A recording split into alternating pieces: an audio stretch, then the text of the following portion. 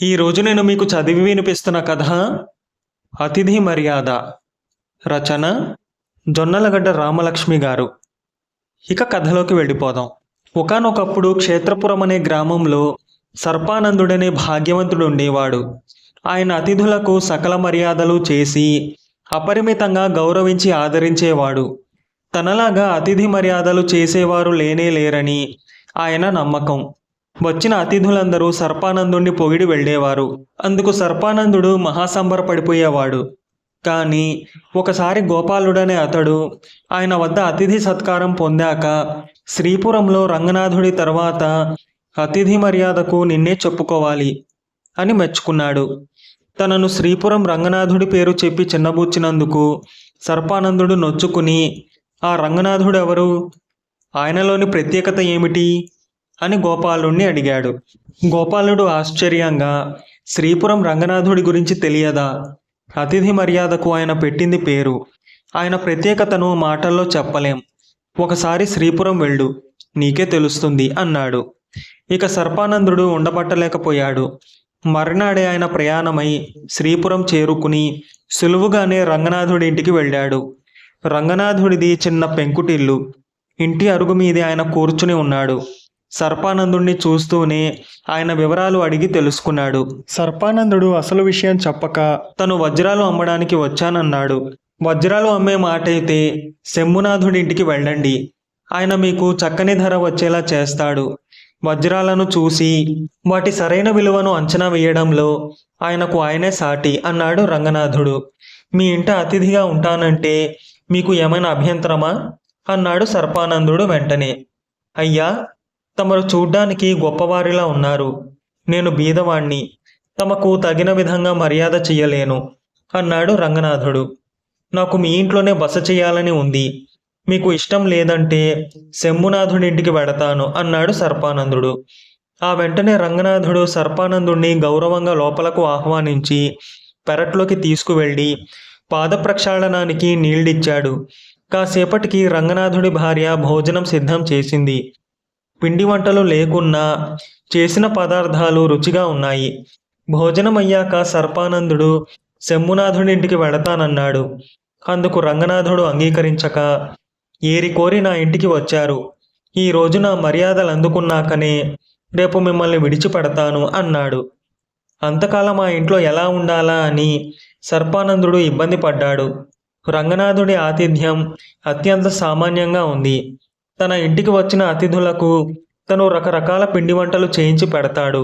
అయినా రంగనాథుడి ఆతిథ్యం గోపాలుడి దృష్టిలో గొప్పది ఎందుకయిందా అని ఆయన ఆలోచనలో పడ్డాడు. అంతలో అక్కడికి రంగనాథుడి కుటుంబ సభ్యులందరూ వచ్చారు. వారిలో రంగనాథుడి భార్య, పిల్లలు, తమ్ముడు కూడా ఉన్నారు. అందరూ సర్పానందుణ్ణి క్షేత్రపురం విశేషాలు అడిగి ఆయన చెప్పేవన్నీ శ్రద్ధగా విన్నారు. సర్పానందుడికి సంగీతం వచ్చునని మాటల సందర్భంలో తెలియడంతో ఆయన్ను బలవంత పెట్టి 2 పాటలు పాడించారు. ఆనాటి వరకు సర్పానందుడి మాటలను అంత శ్రద్ధగా విన్నవారు లేరు. ఆయన్ను అడిగి పాడించుకున్నవారు లేరు. తను బాగా పాడాడని వాళ్ళు మెచ్చుకుంటూ ఉంటే ఆయనకు చాలా సంతోషం కలిగింది.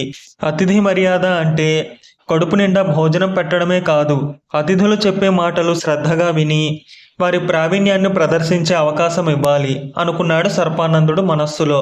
ఆ తరువాత ఆయన మర్యాదకు వాళ్ళ ఊరి విశేషాలు అడిగాడు. అందుకు రంగనాథుడు, రోజూ చూసే ఊరే కదా, మాకేమీ విశేషంగా అనిపించదు.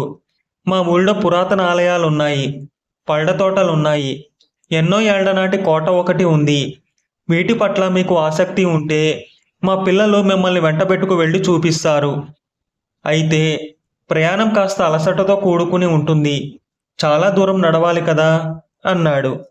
నిజానికి సర్పానందుడికి ఊరు చూసే ఉద్దేశం లేదు. అందువల్ల ఆయన తనకు అలసటగా ఉన్నదని తప్పించుకుని ఆ ఇంట్లో వారికి ఏ ఏ విద్యల్లో ప్రావీణ్యం ఉందో అడిగి తెలుసుకున్నాడు. రంగనాథుడు బొమ్మలు గీయగలడు. ఆయన భార్య చక్కగా పాడుతుంది. తమ్ముడు కవిత్వం చెప్పగలడు. పిల్లలు మట్టితో రకరకాల అందమైన బొమ్మలు చేస్తుంటారు. సర్పానందుడు అందరి ప్రావీణ్యాన్ని చూస్తానన్నాడు. అందుకు రంగనాథుడు ఒప్పుకోక, మీకింకా ప్రయాణ బడలిక తగ్గలేదు, అలాంటప్పుడు కొంత విసుగ్గా ఉంటుంది, ఈ రోజుకు మీరు విశ్రాంతి తీసుకోండి అన్నాడు. అయినా సర్పానందుడు బలవంత పెడితే మీరు మా ఇంట్లో అందరికీ నచ్చారు. మరిన్ని రోజుల పాటు మీరు మా ఇంట్లో ఉండాలని మా కోరిక. రేపటి నుంచి ప్రారంభించి రోజుకొకరు చొప్పున మా విద్యలు ప్రదర్శిస్తాం. అవి అయ్యేదాకా మా ఇంట్లోనే ఉండాలి మరి అన్నాడు రంగనాథుడు. సర్పానందుడికి ఎంతో సంతోషమైంది. ఆయనకప్పుడు వినే ఓపిక నిజంగానే లేదు. అతిథికి తనను గురించి చెప్పుకోవడంలో గృహస్థు ఎలా ఉండాలో ఆయనకప్పుడు తెలిసింది. ఇక మీదట ఇంటికి వచ్చిన వారికి నేను కూడా నా గురించి ఎక్కువ చెప్పకూడదు అనుకున్నాడాయన. అంతేకాక వచ్చినవాడు ఎప్పుడు వెడతాడా అని కాక అతన్ని 4 రోజుల పాటు ఇంట్లో ఉంచుకోవాలని తపన పడుతున్నట్లుండాలని కూడా ఆయనకు అర్థమైంది. రంగనాథుడి భార్య సర్పానందుడికి రాత్రి భోజనంలో అన్ని ఇష్టమైన వంటకాలు చేసింది. మధ్యాహ్నం ఆయనను మాటల్లో పెట్టి తెలుసుకోవడం వల్ల ఆమెకు అది సాధ్యమైంది. భోజనాలయ్యాక అందరూ కాసేపు కబుర్లు ఆడుకున్నారు. తరువాత రంగనాథుడు సర్పానందుడిని ఒక గదిలోకి తీసుకువెళ్ళి, మీకు తీరని కోరిక ఏదైనా ఉంటే చెప్పండి, తీర్చగలను అన్నాడు. సామాన్యుడైన రంగనాథుడు భాగ్యవంతుడైన తనకు తీరని కోరిక తీర్చగలగడం అసాధ్యం. అయినా ఆయన అలా అడిగినందుకు తగు విధంగా బుద్ధి చెప్పాలనిపించి, ఇలా అడగడం మీకు భావ్యం కాదు. మీరు తీర్చలేనిది అడిగానన్న బాధ నాకు కలుగుతుంది. నేను అడిగింది తీర్చలేకపోయానని మీరు బాధపడతారు. ఎవరికైనా తమ సమర్థతను బట్టే వాగ్దానాలు చేయడం ధర్మం కాదంటారా అన్నాడు సర్పానందుడు. మీరు చెప్పింది అక్షరాల నిజం. తీర్చగలను కాబట్టే నేను మిమ్మల్ని ఇలా అడిగాను. నిస్సంకోచంగా మీ కోరిక చెప్పండి అన్నాడు రంగనాథుడు. దేవలోకం వెళ్ళి అప్సరసల నాట్యం చూడాలని ఉంది అన్నాడు సర్పానందుడు కాస్త చిరాగ్గా. రంగనాథుడు ఆయనకు మంచం చూపించి, ఇక విశ్రాంతి తీసుకోండి, మీ కోరిక తీరుతుంది అని గదిలోంచి బయటకు వెళ్ళిపోయాడు. సర్పానందుడు మంచం మీద పడుకున్నాడు. మరుక్షణంలోనే ఆయనకు ఒడు తెలియని నిద్ర పట్టేసింది. ఆ నిద్రలో ఒక కల. ఆ కలలో ఆయన దేవలోకం వెళ్ళాడు. అక్కడ అప్సరస నాట్యం చేస్తూ ఉంటే చూశాడు. మర్నాడు నిద్ర లేచేసరికి ఆయనకు ఎంతో తృప్తిగా ఉంది. వెళ్ళి రంగనాథుడిని కలుసుకుని కృతజ్ఞతలు తెలుపుకుని తనకు ఆ కల ఎలా వచ్చిందని అడిగాడు. అది కల కాదు, నిజం అన్నాడు రంగనాథుడు. తరువాత అసలు విషయం సర్పానందుడికి చెప్పాడు. ఒకసారి రంగనాథుడి ఇంటికి వచ్చిన అతిథి ఆయన చేసిన మర్యాదలకు ఎంతో తృప్తిపడి, నాయనా, నేను తపస్సంపన్నుణ్ణి. నా శక్తిలో కొంత ఎవరైనా ఉత్తముడికి ధారపోయాలని నా కోరిక. ఇన్నాళ్లకు నా అన్వేషణ ఫలించింది. ఇవాళ్ల నుంచి ప్రతిరోజు నీకు ఎంత అసాధ్యమైనదైనా సరే ఒక కోరిక తప్పక తీరుతుంది.